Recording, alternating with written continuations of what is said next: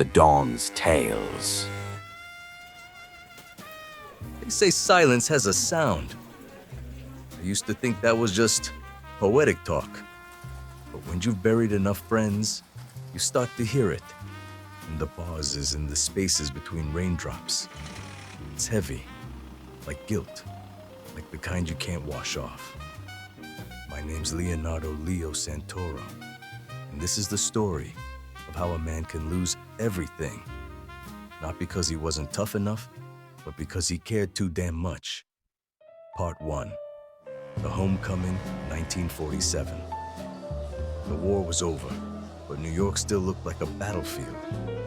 Men like me came home expecting parades. What we got was silence. No jobs, no medals, just empty promises and broken bottles. I rented a room above a diner on Mulberry Street. $50 a month, a view of the chalet, and a leaky roof. Every night I'd sit by the window, light a cigarette, and listen to the city breathe. Cars, sirens, jazz leaking from some basement bar. It was alive, but I was dead inside. Then one night, a black car pulled up. I didn't need to see the plates. You don't forget the rhythm of your past, or the engine purrs before trouble walks through your door. That's how they found me again. And that's how I got pulled back into a life I swore I left behind. Part 2. The old neighborhood. The streets hadn't changed. Same neon, same liquor smell, same eyes watching from behind curtains. But the faces were older, meaner. Kids I grew up with were now running corners or lying in graves. I met Don Enrico Marsano when I was 17. He said I had potential, steady hands, quiet eyes. Back then, I thought potential meant opportunity. Now I know it means ownership. Once they see potential in you, they own you. Enrico built his empire on 3 things: fear, loyalty, and funerals. He taught me that respect wasn't earned. It was taken, one broken rib at a time. I learned quick. Too quick. When I left for the war, he sent me off like a son. When I came back, he barely looked at me. Because in this city, the moment you stop being useful, you become invisible. Part 3. The debt. The job was simple. They always say that. Pick up a package from Jersey, drop it off in Queens. No heat, no cops, no drama. But simple jobs never stay simple. When I got there, I found 2 guys already dead. The package was gone. Blood everywhere. Fresh. I called Enrico. He told me to disappear until things cooled off. Disappear. Like hell. You can't vanish in this city. Not when your face is in someone's ledger. So I stayed low. Basements, motels, shadows. Every creak in the floor sounded like footsteps coming for me. Every knock felt like Judgment Day.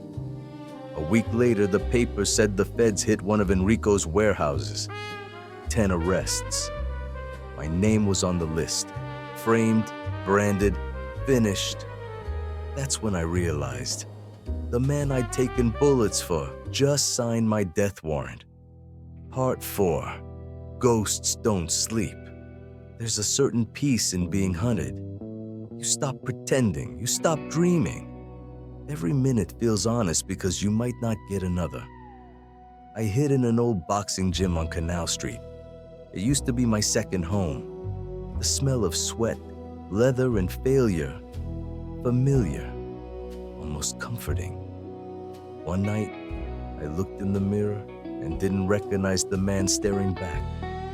His eyes weren't angry. They were tired. Tired of surviving, tired of remembering. People think killers feel powerful. Truth is, killing takes something from you each time. A piece you can never reclaim. And when there's nothing left to take, you stop fearing death and start envying it. Part 5. The offer. A week later, a letter slid under my door. No name, no address. Just the key and 3 words. One last job. I should have burned it. But curiosity is a slow kind of suicide. I followed the trail. It led to a mansion on Staten Island. Expensive, empty, echoing like a church where God stopped listening. And there he was, Enrico Marzano, alive, older, colder, sitting in his robe like a king with no kingdom. He didn't have to say it. I saw it in his eyes. Regret, fear, and something close to shame. He told me the truth. The feds were never after me. He was. I knew too much. The warehouse, the smuggling routes, the money were all his. And the only way to cover his tracks was to erase mine. But something had changed. The old lion was dying, and the cub he once raised had teeth now. I left the mansion without saying a word. Because sometimes, silence cuts deeper than bullets. Part 6. The reckoning revenge doesn't start with anger. It starts with clarity, the kind that comes after you've lost everything. I spent weeks gathering pieces, names, numbers, faces. Everyone who sold me out. Everyone who fed off my silence. I didn't go in guns blazing. That's not my style. I went in quiet, like the rain, steady, unstoppable, patient. One by one, they fell. Not with noise, but with whispers. A car explosion in the Bronx, a body in the Hudson, a slip on marble stairs that was no accident. When it was done, the city looked clean again.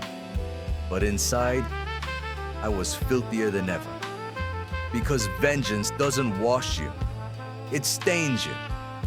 And the worst part?